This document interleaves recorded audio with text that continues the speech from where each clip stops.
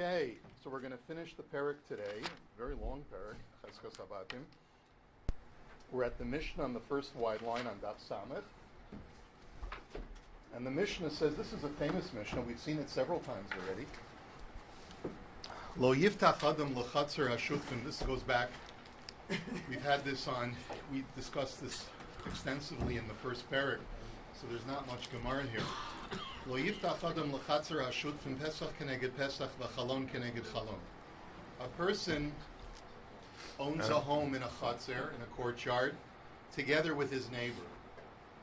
If his neighbor already has a window and a door facing his facing, let's say my structure, I'm not allowed to install a new window or a new door that is directly opposite his window or his door. And as we'll see, it's because of privacy purposes. Hayakatan lo yasenu gadol, echad lo yasenu shnaim. If the window or door was small, I cannot expand it, because that again creates more visibility to whatever my neighbor is doing. If there was one door or one window, I cannot expand it to two doors or two windows.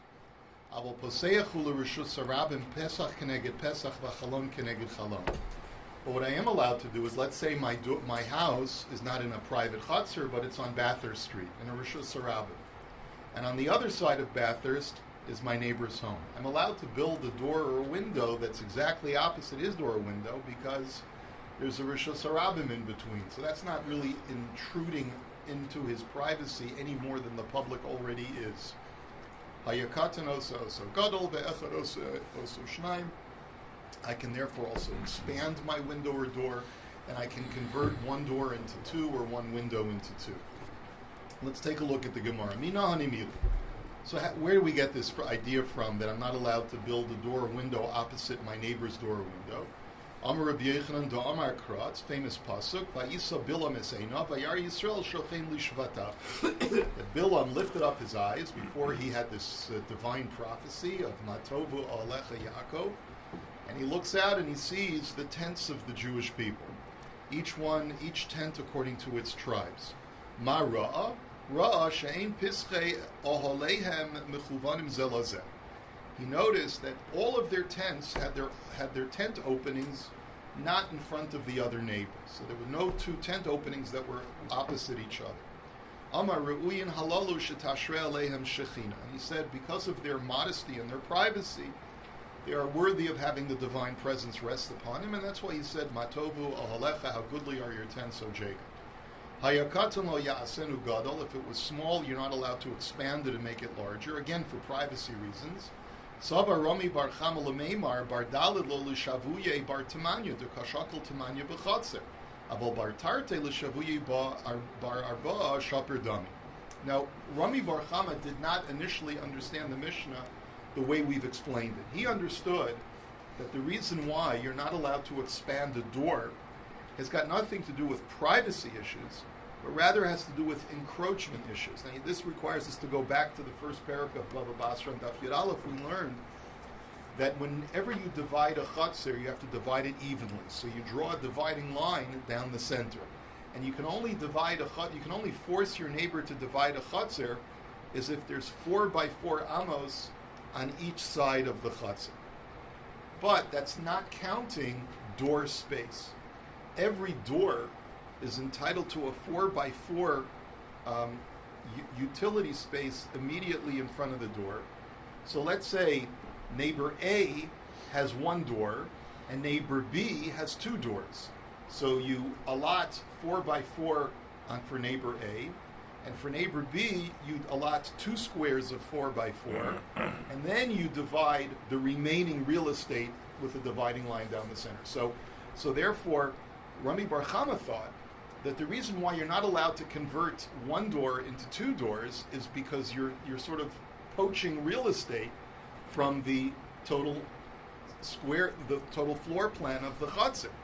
And that's the reason why he said you're not allowed to either convert one door to two, which we'll see in a minute, but the first issue that we're going to discuss is converting a 4 amah door to an 8 amah door. Let's say I want to expand the door width Well, the halacha is every door is entitled to 4 by 4, except if the door is wider than 4 amos.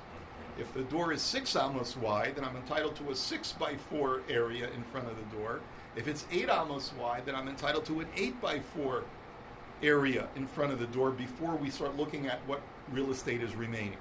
So Rami Bar Chama says, hey, listen, the reason why you can't expand your door from 4 to 8 is because you're poaching real estate from your neighbor. But by that argument, if a person has a 2 amma wide door, you're always entitled for any door, no matter how narrow it is, you're always entitled to a 4 by 4 utility space in front of it. So if I was to expand my door from 2 amos wide to 4 amos wide, no problem, because I'm not taking any additional real estate. In both a 2 amma door and a 4 amma door, I'm only entitled to 4 by 4. So Rami Bar Chama thought it's only problematic when I expand from 4 to 8, but not when I expand from 2 to 4, because there's no additional real estate that I'm taking. So Rava corrects him, and he says, Amar le Rava, matzi Amar le, the pischa zutra matzina litztanuye minach, the pischa rabba lo matzini tztanuye minach. And Rava says, no, I'm sorry, that's not correct, Rami Bar Chama. The reason for the disallowance of expanding your door has got nothing to do with the guy taking additional real estate. It's got to do with privacy.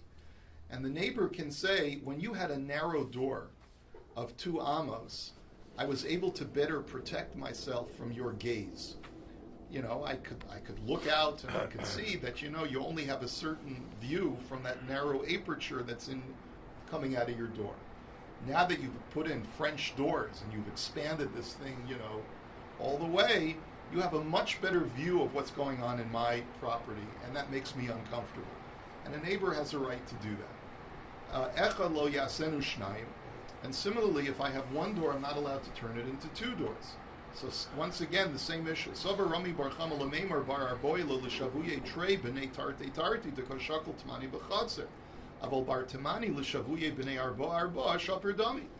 But so Rami Bar Chama thought like this. He says, listen, if a guy has got a 1 door that's 4 amos wide, he's entitled to 4 by 4. So he thought that the reason why the Mishnah doesn't allow him to divide that into 2 doors is because, you know, let's say basically I'm taking 1 door frame and I'm putting a piece of a post in between it, and then I'm installing 2 doors where there was previously only 1 door. He says maybe the reason why you can't do that is because now each of that 2 amma wide door will be allotted 4 by 4 and 4 by 4, where previously there was only 1 4 by 4 space. So it's an issue of encroaching on the real estate. That's what Rami Bar Chama thought. But if a person has an 8 amma wide door, so he's entitled to 8 by 4. If I divide that door into 2 doors of 4 each door will be allowed 4 by 4. So total amount of real estate will remain the same. So Rami Bar Chama's thinking was, what's the problem? But the answer is no. He says, Amar le Rava, matzi Amar le, b'chad pischa matzina itztanui minach, b'trei lo matzina itztanui minach. So Rava says it's not an issue of real estate, it's an issue of privacy. The neighbor could say, listen, when you only had 1 door, whenever I saw the door opening, I knew I had to start hiding, you know, and not doing things that were open. But now that you got 2 doors, what was that show in the 60s? What's behind door number 3? No. It was comedy. It was a comedy. Laughing. Everyone opened up the door. Right, Everyone's opened up a different door. Remember that? So he says, now you got 2 doors instead of 1 door. I'll see 1 door close. I'll think everything's so safe. The coast is clear, and then all of a sudden the other door will open up. I will never know when I can do my stuff in public. It's just too difficult to keep track of it. So that's the reason why. Okay. Avol poseachu l'rishus harabim Pesach keneged Pesach. The Mishnah said if you're abutting a rishus harabim, then there's certainly no problem of installing a new window or door, even if it's opposite your neighbor across the street. And the reason is because Damar lei sof habois itztanui mibnei rishus harabim. Because the neighbor can say, listen, at the end of the day, you've got to protect yourself from the visibility of the public. My door on the other side of the rishus harabim is not creating more lack of privacy for you because you're already exposed to the public anyway. Now, I guess that would have ramifications. I'm just thinking aloud. let's say there's a second-story window, right? Say a second-story window. Public can't see it from the Rishus Harabim. The only person who can see it is another guy across the street who's also got a second-story window. That could be an issue in halacha. We'd have to analyze it carefully. Let's go on to the next mission. Ein osin chalal tachas Rishus Harabim borashichnu ma'aros Rabbi Eliezer matir kedushtei agolo ma'alechas utuna avonim. So you have a machlokas here between the Rabbanan and Rabbi Eliezer. The Rabbanan say you're not allowed to dig anything underground underneath the Rishus Harabim. Well, why? Because you're creating instability. What happens if now a huge sinkhole will form at some point and there'll be tremendous damage, if not death, right? And Rabbi Eliezer says it's okay as long as you hire the engineers to create a strong enough road such that a very heavy wagon laden with stones or rocks will be able to traverse it. You know, like you have signs on the road sometimes, you know, maximum cargo, 2 tons or whatever it is, right? So as long as it is able to uphold or a certain weight, then digging underneath the ground is not a problem. So we'll discuss their machlokes. Ein motziin zizin v'gazus tros l'rishus harabim, ela im ratza kones l'soch shalo umotzi. Next halach in the Mishnah is that you're not allowed to build protruding large or small beams sticking out into Rishus Harabim. And of course, that could be obstructive to the people who are traveling through it, even though a person walking would know, hey, there's a beam, I better move to the right or to the left. But let's say you're on a camel or a donkey, they may not have the same, ability to maneuver as deftly as a human can, and there can be a lot of injury and damage. So therefore, you can't have anything protruding into Rishus Harabim. But what do you want to do? What are you going to do? Let's say you have a structure that requires you to have protruding beams. The answer is move the wall of that structure inward onto your property, so that if the protruding beams protrude, they'll still be protruding on your property, but will not impinge on Rishus Harabim. And finally, if you purchase a piece of real estate that has beams already protruding into Rishus Harabim, we do not require the buyer to remove those beams. In other words, we assume, and this is like ta'aninan l'lokeach, like the Rashbam says, we make a claim on behalf of the buyer that we assume the seller must have had some kind of easement rights that he established already in a Beis Din, and whatever rights he had when he sold the property are transferred automatically over to the buyer. Let's take a look at the Gemara. Why do the Rabbanan hold that you're never allowed to dig underground underneath the Rishus Harabim? What about Rabbi Eliezer's response that just hire an engineering firm that'll build it strong enough? Their response is that over the course of time, the road could erode. There could be earthquakes, there could be cracks, there could be, just undue weight that's placed on it, and it'll be erosion over the course of time, and then before you know it, there'll be a calamity. And that's the reason why. Rabbi Eliezer is not worried about what's going to happen down the road. As long as right now the engineering is strong, you don't have to worry what's going to happen 50 years from now. But the Chachamim say you do have to worry what's going to happen 50 years from now. Ein motziin zizin v'gazes tros v'chulei. You're not allowed to have beams protrude into Rishus Harabim. Rabbi Ami havalei ziza dehava nafik lemavua v'yahu gavra nami havalei ziza dehava mapik l'Rishus Harabim. Gemara now tells us a story about the sage Rabbi Ami. He had a structure in his chutzner where the beams protruded into the mavui. Now the mavui is the alleyway that's used by the residents of the chutzner. It's not a Rishus Harabim, but it's not a Rishus Hayachid either, right? But it's only used by the people, the local residents. So he had a beam that was protruding into the mavui. There was a fellow that was sued by the municipality because he had beams that were protruding into the Rishus Harabim, in the middle of Bathurst. So he was brought to Rebbe Ami's Beis Din, and Asur Lakami to Rebbe Ami, Amar Lei, Zil Coats. And Rebbe Ami paskind, I'm sorry, sir, you have to remove those beams. So Amar Lei, V'hamar Nami Islay. So the guy says, hey, judge, who are you to tell me to remove my beams when you got beams protruding into the mavui in your neighborhood? So Amar Lei, Didi Lemavua, Mapik B'nei Mavua, Machlin Gaboy. Didach Rishus Harabim Mapik Man Machil Gabach. He says, my beam protrudes into a private mavui. He says, I can poll all of the residents and ask them for permission, and they can grant me permission. But you can't poll and get permission from all of the residents of the Rishus Harabim, because there's potentially infinite number of residents of the Rishus Harabim. Anyone can come and go, and there's no way for everyone to be Michael. So therefore, it's not something that we can permit. Okay, fine. Next story. Rabbi Yanai havalei ilan hanotel Rishus Harabim. Rabbi Yanai once had a tree that protruded into Rishus Harabim. Now, we haven't learned about trees yet, but that could potentially be an impediment for the people who are walking in Rishus Harabim. So, hava hahu gavra havalei nami ilan hanotel Rishus Harabim, and asu b'nei Rishus Harabim hava koma akvi iluya. So there was another fellow, nameless guy, who also had a tree protruding into Rishus Harabim, and the municipality sued him and took him to Rabbi Yanai's Beis Din. So asu lekami to Rabbi Yanai, Amarlei zil ha'idna v'talo macher. Rabbi Yanai said, do me a favor, come back tomorrow to have this case heard. So B'leil yashadar katzei le'ahu didei. And that night, Rabbi Yanai had hired a firm, and they cut down his tree that was protruding into Rishus Harabim. So l'macher asu lekami Amarlei zil kotes. So the next day, the guy comes to the hearing, and Rabbi Yanai paskins, you got to cut down your tree. So Amarlei hamar nami islay. Wait a minute, Rabbi, you also have a tree protruding into the Rishus Harabim. Who are you to tell me to cut down mine? So Amarlei zil chazi ikots di dach. Ilo kots di lo sakuts at. So Rabbi Yanai said very cleverly, he said, listen, go out and see if I have a tree protruding into Rishus Harabim, or if it's been cut down. If mine's been cut down, you cut yours down. If mine's still standing, then I'll let yours still stand. So, and of course, the guy saw that his tree was cut down, so he cut it down. So me kara my savar, ula myself my savar. So now the Gemara's question is, Rabbi Yanai is a saintly person.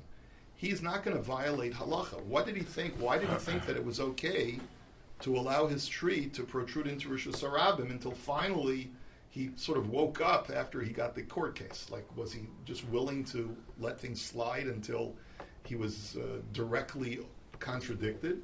So the Gemara says, "Me'ikara savar nichaluhula b'nei Rishus Harabim v'yasva betulei." But kevin dechazu dekama akvi shadar katzye. So the answer is that originally he thought that a tree protruding into Rishus Harabim, the public will appreciate that. On a hot day, we can stand underneath the leaves of the tree and get a nice shade. But then he saw that the public was not happy with the tree, because he saw that guy's tree he was being sued for having his tree protrude. So he surmised, therefore, the reason why no one's lodged a complaint against me is not because they're happy with it, but rather it's because they don't want to. They have too much respect for Rabbi Yanai. They don't want to challenge me. But so he realized, now I got to chop down my tree. Why did Rabbi Yanai have to be matriach the guy, tell him, go home, come back tomorrow? And he didn't want to judge until he cut down his own tree. Why couldn't he just tell the guy, cut down your tree, and then after the judgment was over, he would cut down his own? So the Gemara answers, Mishum dereish lakish, Damar hiskoshishu v'koshu, kshot atzmecha ve'achakach kshot acheya. So it's based on a pasuk that was expounded upon by Reish Lakish. He said the pasuk says hiskoshishu v'koshu, which means adorn yourself before you adorn others. In other words, fix your own problem before you fix other people's problems. Or people in glass houses shouldn't throw stones, is the way we say it. Right? In other words, don't tell someone else what to do until you fixed your own issue. That's exactly the same. So he felt it would be wrong for me to tell the guy to chop down his tree if I've still got my tree standing. And that's why he told him to come back the next day. And then the Mishnah had said that if you want to build protruding beams, you have to build the wall inward so that the protruding beams will still be on your property. So now there's an interesting question. The Gemara says, what if you had every intention of building a structure with protruding beams? So you build the wall of the structure, let's say you build it 3 feet inward, so that you can build 3 feet beams protruding outward. Okay, let's just say as an example. And then 3 years go by and you just haven't gotten your act together, you haven't built the beams. Are you allowed to, and during that period of 3 years, the public has started using that area that's part of your property because it abuts the Rishus Harabim. And when a crowd swells, they fill the entire space. So now you want to be able to reclaim what's rightfully yours, your property, and start building beams on it. But that's going to obstruct the free flow of traffic in that area that they're used to using now. Is that okay or not? Or do we say that once the public has sort of gotten hold of that area, it sort of is ceded over to them legally? So Rabbi Yochanan Omar Konas Motzi, Reish Lakish Omar Konas Eino Motzi.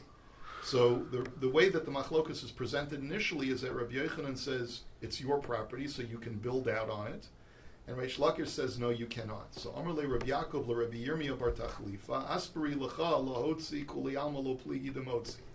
He says I have a different version. My understanding of the machlokus is totally different. Everyone agrees that if you've built your wall by pulling your wall inward when you built it, with every intention of building out on your own property, even if the public has already gotten accustomed to it, it's your property and you're allowed to build outward and you can build those beams. That's not the issue. Even Reish Lakish agrees to that. Ki pligi lahachzir ksolim limakomon ve'ibcha itmar. He says the machlokis is only if, let's say, you built the wall inward on your property, and then you changed your mind and you say, you know what, I don't need the beams, I need the extra space. So you decide you want to move the wall. You want to knock down the wall and move it all the way and to have it abut the property. And there the Rishus Harabim will clearly not have any access in that area. It's one thing with the beams, you have a right to do it because even though you'll be obstructing the public, they'll still have the use of that area because they'll just learn to avoid the beams. But to completely build the wall up to the property line of Rishus Harabim, where the public had previously been using that space for 3 years, that is a machlokes. Do they talk about the time limit on this? Like, in other words, we're always talking about how much time something... Yeah, that's the point. The public, whether it's 3 years or not, is not clear from the Gemara. But the point is, once the public has gotten accustomed to using this over the course of a certain period of time, then there's an argument to be made that you've ceded it to the public and you can't reclaim it.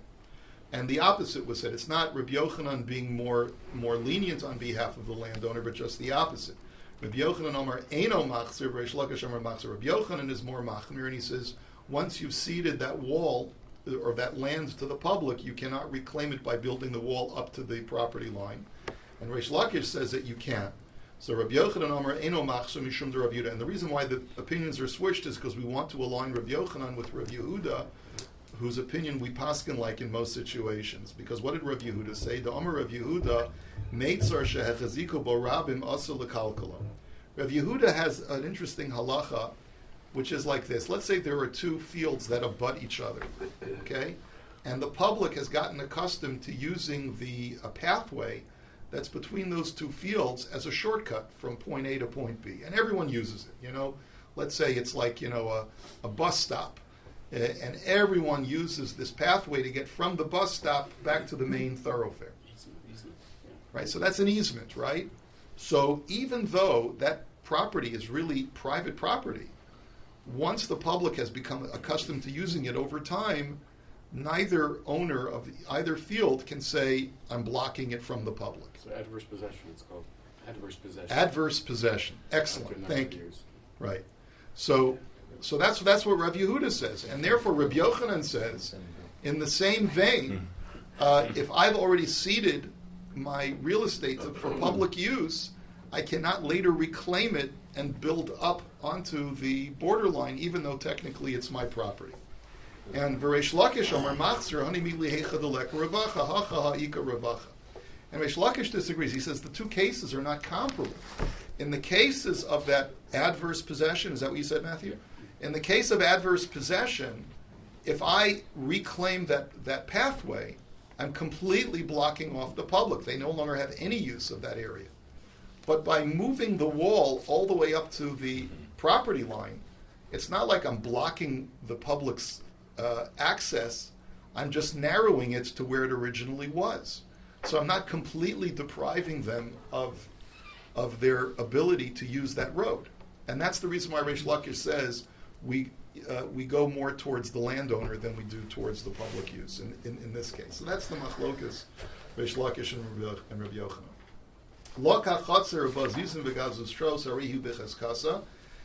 That if a person already purchases a property that has protruding beams into the public, we assume that the previous owner had gotten some kind of easement or ruling from the courts.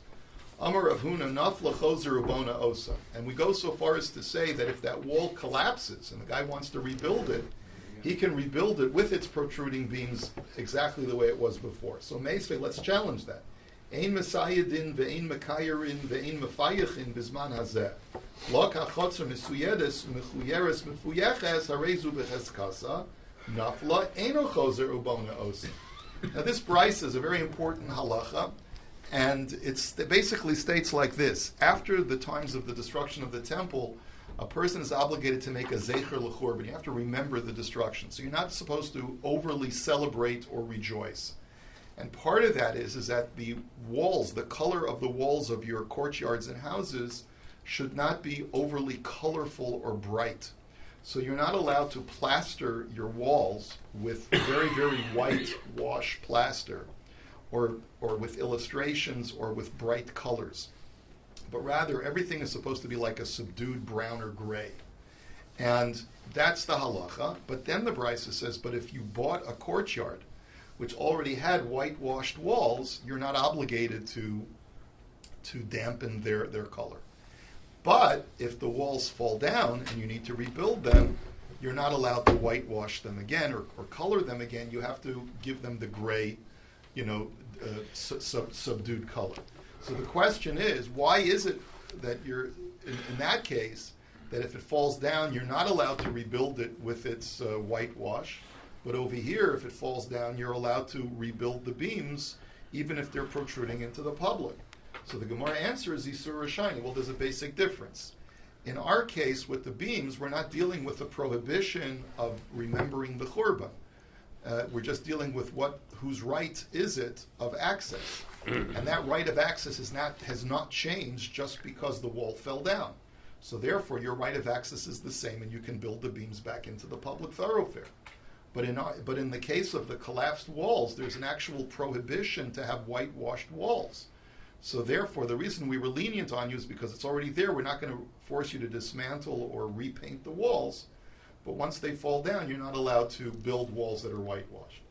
Tanu Rabbana, lo yasud adam es beiso besid v'im irev bo chol tevin mutar.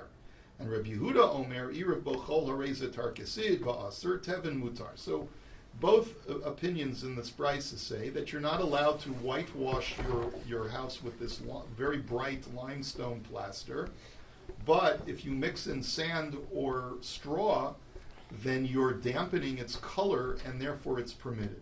Rabbi Yehuda only disagrees with mixing in sand. If you mix in sand with plaster, that's like what we call stucco, I think, today. You're only strengthening the wall, and you're making it even better. So that we don't want to do, because that's not going to really be Zeicha L'Churba. So what you should do is, but he agrees that you should mix in straw with the plaster, and that will dampen its brightness, and then it's fine. Tanu Rabbanan, Keshacharev Habayis Bashniya, Rabu Prushin B'Yisrael Shelo Lechol Basar V'Shelo Lishtos Yain. So before we get to this price, I just want to point out something. This halacha is brought down in Shulchan Aruch as far as not creating bright white colors and other bright colors on your walls. And also, we're going to learn in a moment, you're supposed to have a Zeicha L'Churban, you're supposed to leave a patch of unpainted space near your door of 1 by 1 amma. There are many people who do this, but many people who don't do this. Most houses that I go to do not have a 1 by 1 amma space by their door. So the question is, why don't we abide by this halacha? And the Mishnah Berurah says, even in the times of the Chafetz Chaim, he says, most people don't do this, and I'm not really sure why.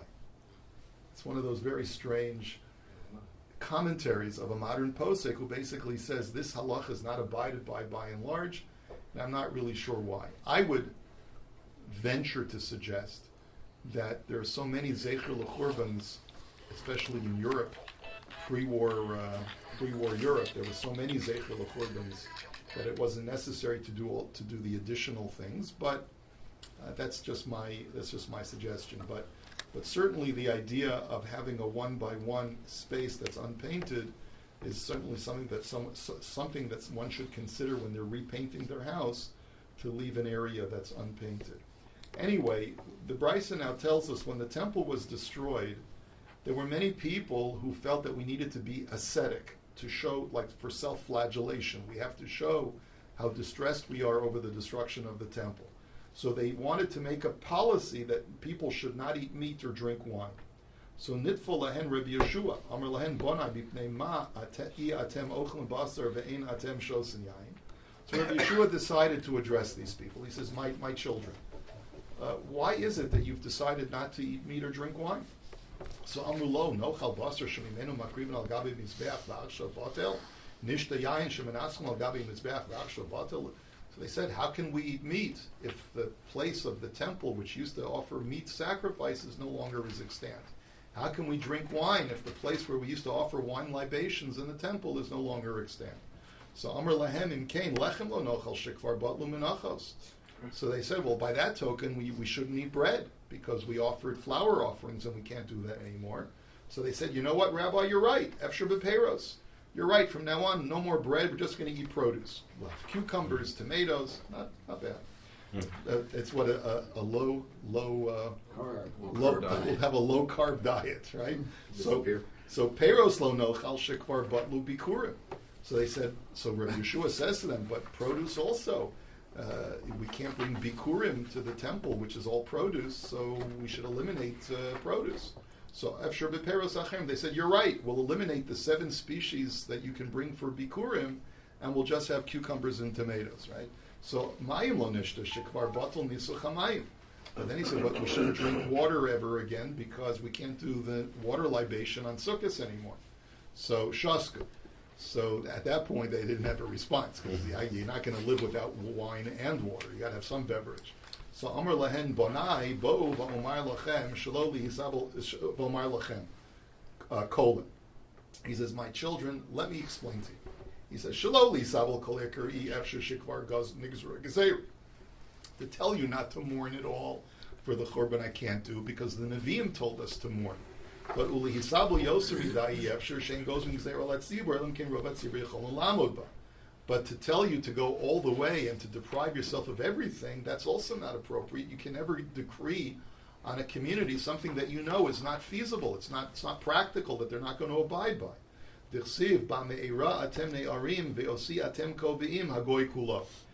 pasuk in Malachi that talks about the assessment that was made on the community to donate tithes to the temple.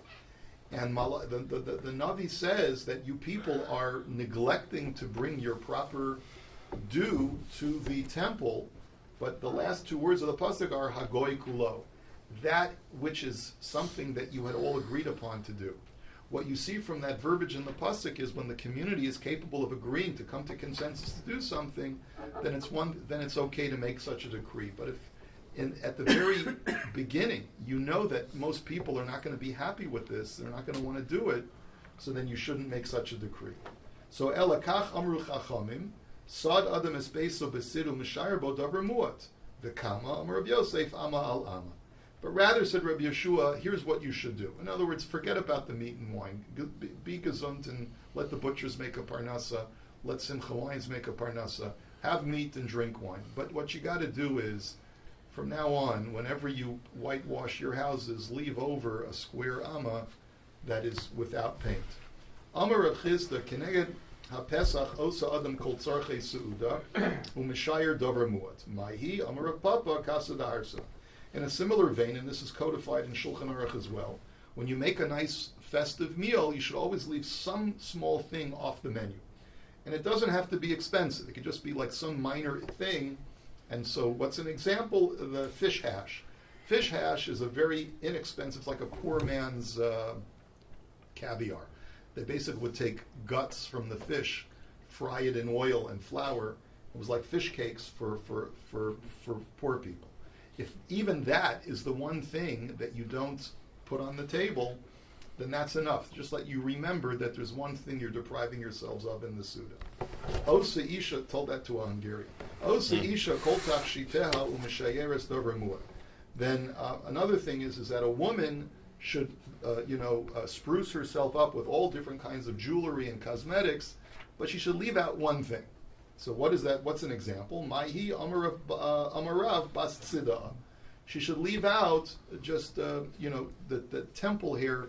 The women would typically, pluck or shave the wispy hair by their temples. This is, if that's the only thing that she doesn't do, that's enough to create a zecher l'churban. Shenemar emeshkachechi Yerushalayim tishkach yamini tidbak l'shoni l'chiki v'goymer.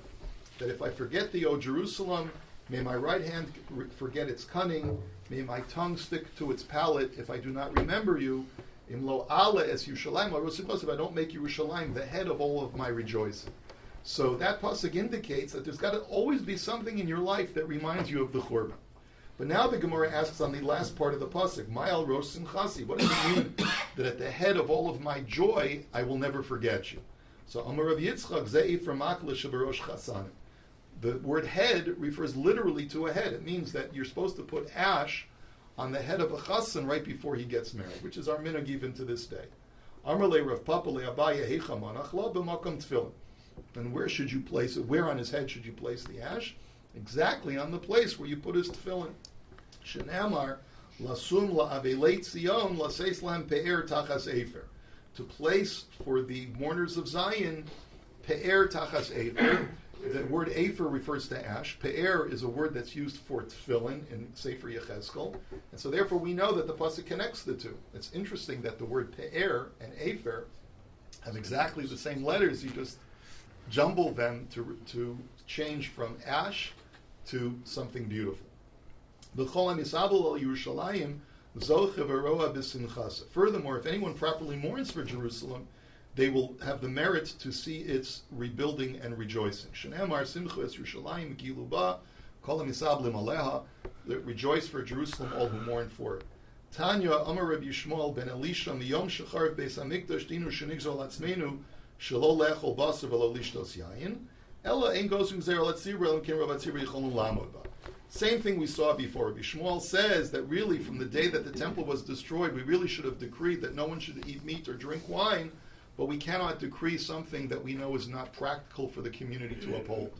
So umiyom shepashta malchus arashasha gazerasam gazeros ros v'kashos mavalim imenu Torah mitzvahs vein manechas osan likanes l'shavua habein ramen l'yeshua habein dinu shenigzar latzmena shalalisa isha laholi banim v'dim tzazar shalavram avinu kolamei elav. He says, really, from the time that the wicked Roman government or the Persian government has decreed upon us that we cannot study Torah and do certain mitzvahs, that was what the Jews were undergoing at that time. He says, really, what we should have decreed is no one should have children anymore. Because why? Because they're preventing us from performing bris milah. So that's either called Shavua Haben, which is the week after the baby's birth, or Yeshua Haben, the redemption of the child, meaning the salvation of the child through bris milah. And if they're preventing us from doing it, why should we have children if we know that we're going to have to leave them uncircumcised? So really we should have made that decree, and then it would have caused the Jewish people to stop having children, and that would be the end of the line for Klal Yisrael. Rather, better that you should leave the Jews be. We know that they're going to have children anyway. We know that they would never listen to us, and therefore let them be. Let them do it. Even though they're going to have children that they're not going to be able to mal, let them do it without mauling their children, and don't castigate them for it, because it's only going to force them to do it purposely in violation of the Torah. And when I read this Gemara, I think about the former Soviet Union. For 70 years, people in the former Soviet Union were having children. Yiddalach, holy Jews were having children, knowing that they couldn't give them a bris milah. Right, and they still had children, and this Gemara says, that was taka the right thing to do. Is that, they'll have children, and they'll leave it up to the Eibusher to decide when and how these children will have their bris milah. Hadron Allah Cheskas Abatim. We'll hold it here. Have a wonderful day.